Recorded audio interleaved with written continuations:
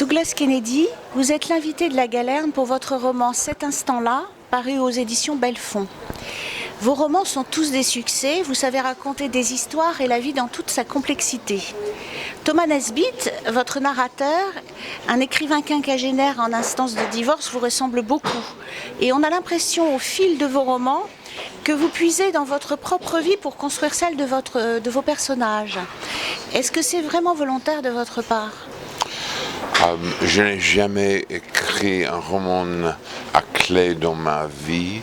Je déteste l'autofiction.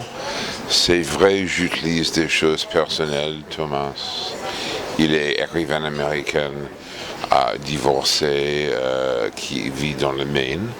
Je suis écrivain américain divorcé, la cinquantaine aussi, qui vit dans le Maine.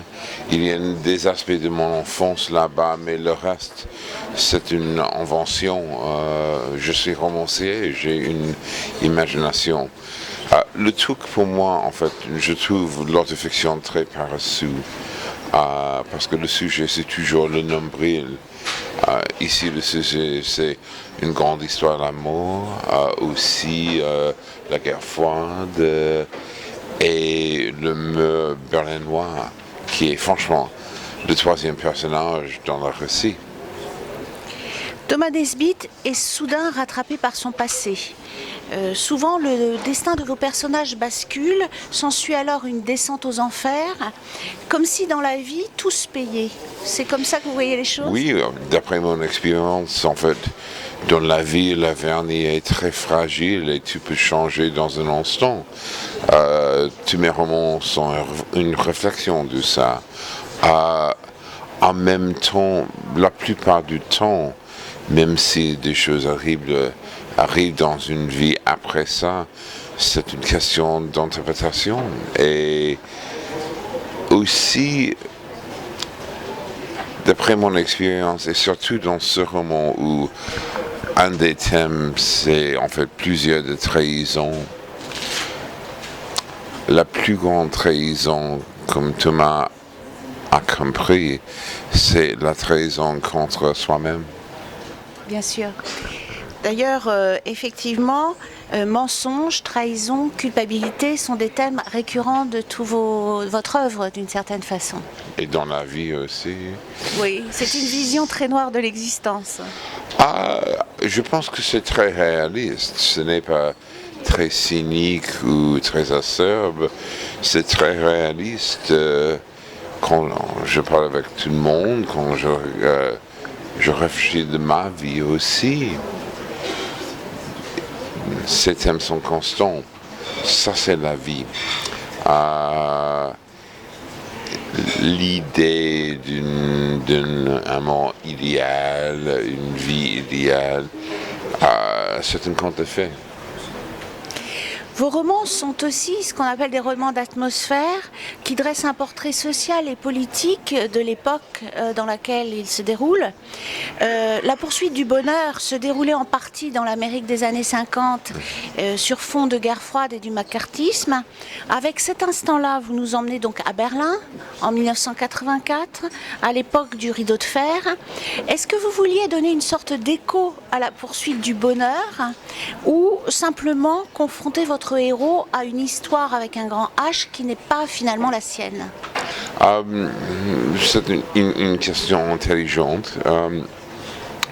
Avec la poursuite, oui, en fait, l'intrigue se déroule pendant les années 40 et puis 50, juste après la guerre et à l'époque du macartisme. Et c'est un couple au milieu des choses politiques et très très difficiles. C'est la même chose ici, en même temps, en fait, l'histoire est complètement différente. Et aussi, j'ai écrit La poursuite quand j'avais 42-43 ans. J'ai commencé, en fait, cet instant-là quand j'avais 54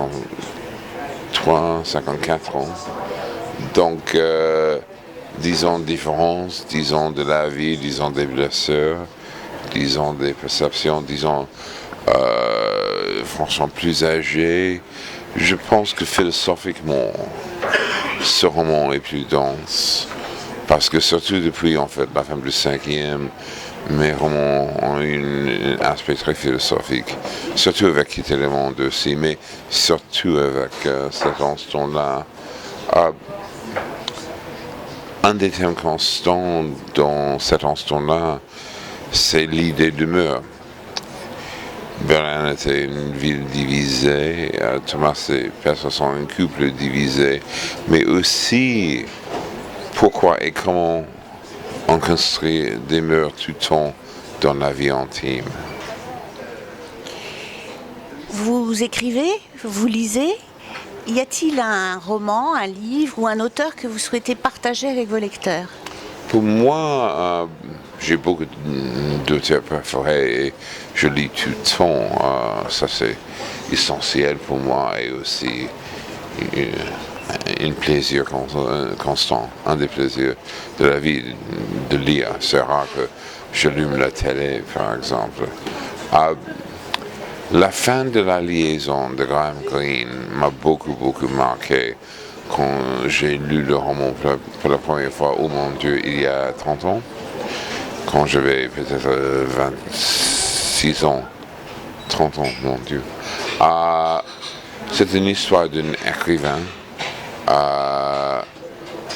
pendant la guerre à Londres qui tombe amoureux avec la femme de son meilleur ami et en fait son meilleur ami c'est un fonctionnaire et c'est une aventure très passionnée et puis elle est morte.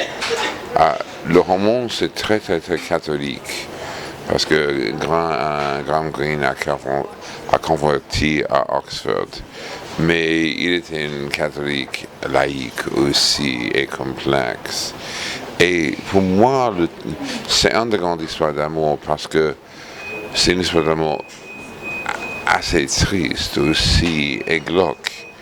Parce que le thème c'est pourquoi et comment l'amour devient toujours une question de possession. Et pour moi, en fait, le livre était très important parce que c'était un point de vue de l'amour très différent contre la sentimentalité, contre l'eau de rose, mais aussi avec une beauté, une simplicité magnifique. Donc, c'est un très grand roman. Merci Douglas Kennedy. Merci à vous.